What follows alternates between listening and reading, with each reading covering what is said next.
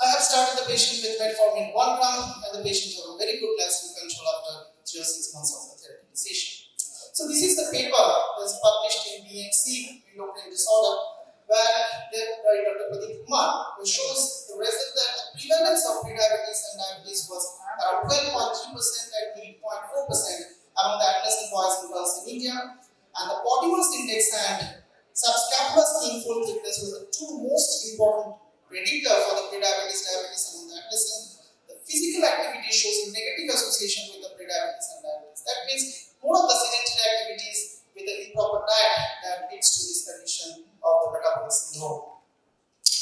Now coming to the another part of the young diabetes, this is a 22-year male student recently developed the fatigue, the change in visual acuity, there were no true osmolar symptoms. Both the father and grandfather have developed diabetes, and father had initiated around 21 years of age and grandfather 24. There is no drug history, no addiction, maintains a healthy lifestyle. So what is the possibility of diabetes in this patient? The patient has a BMI of 23.3, there is no acanthosis or skin tax, that means there is no signs of insulin resistance. There is no features suggestive of other endocrinopathies, blood pressure is well normal, and other system resolution is normal.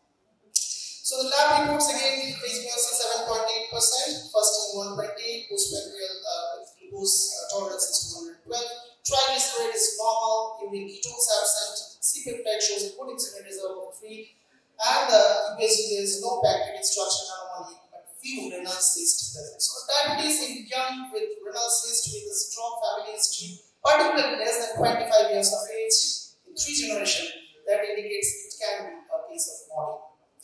So young diabetes, definitely that goes in favor, but we have type 2 diabetes also present in a very young age. 3 generations, the patient's father, grandfather, all affected, and the laboratory investigation confirms it's a diabetes, so that's why we can stand. Definitely we can do the genetic analysis. It's not widely available. I think I've sent majority of the patient sample to CMC below under Dr. Neha Thomas, who actually do the study on the body, and we can get the result of which type of body the patient have. What are the features of this maturity onset diabetes of the young? It's autosomal dominant inheritance. At least one of the family members should have diagnosed the diabetes as less than 25 years of age.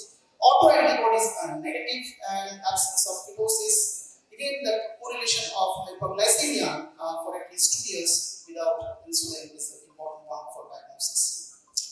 So how to differentiate body with type 1 diabetes? C-peptide is normal in body, all the antibodies are negative. And for type 2 diabetes, to differentiate, it's a very similar history of type 2 diabetes, but young age of onset can be one of the predictor. Generations of the family, this is a family history is very important. At the same time, the genetic study that we can do to identify the type of body.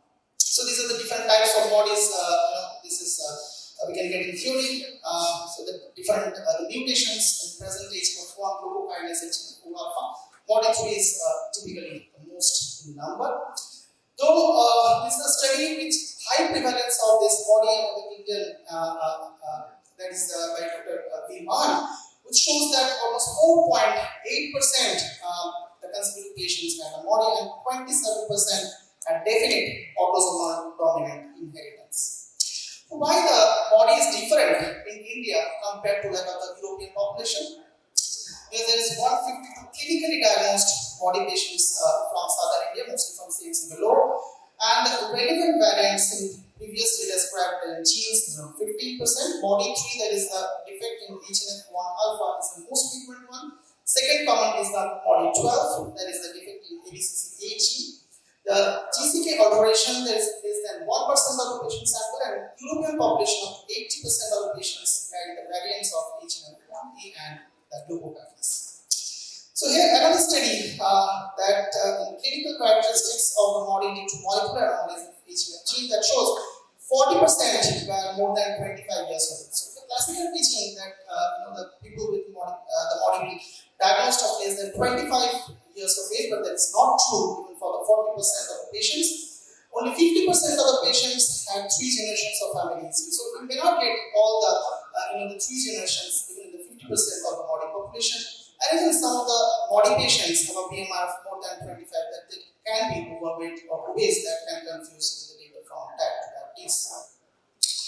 So this is another story of a 26-year male who is from Odisha and diabetes for the last 3 years duration, treated with glimepiride, metformin and paracetamol in full dose, glycemic control. The patient is too much cachectic and there is history also says that from the childhood the patient has recurrent pain abdomen. Occasionally there is the stool is looking fatty, that is steatorrhea, and there is no still family history of diabetes in this patient. So this is the extra abdomen that shows we can see the calcification of the pancreatic region. So the diagnosis is the fibrocystic disease of pancreas, that is MCPD. This is another very important diagnosis of the young diabetes that is usually present, and particularly the Indians very much because it's a tropical in the country specific disease. And the fibrocalculous disease of pancreas is around 0.3% of self-reported diabetes in Chennai has been studied. In Kerala, it's more than 1,000 general population that has been diagnosed with this the cause of diabetes, that is MCPD. And Tamil Nadu and Odisha has also reported high prevalence of the disease of MCPD. So these are the diagnostic criteria of MCPD. The patient should be from a tropical country.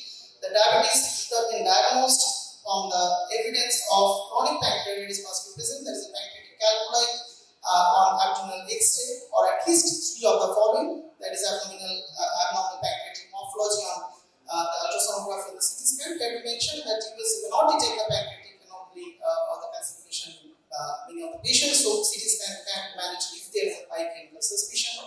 Recurrent pain abdomen is the childhood steatorrhea, abnormal pancreatic function test, and the other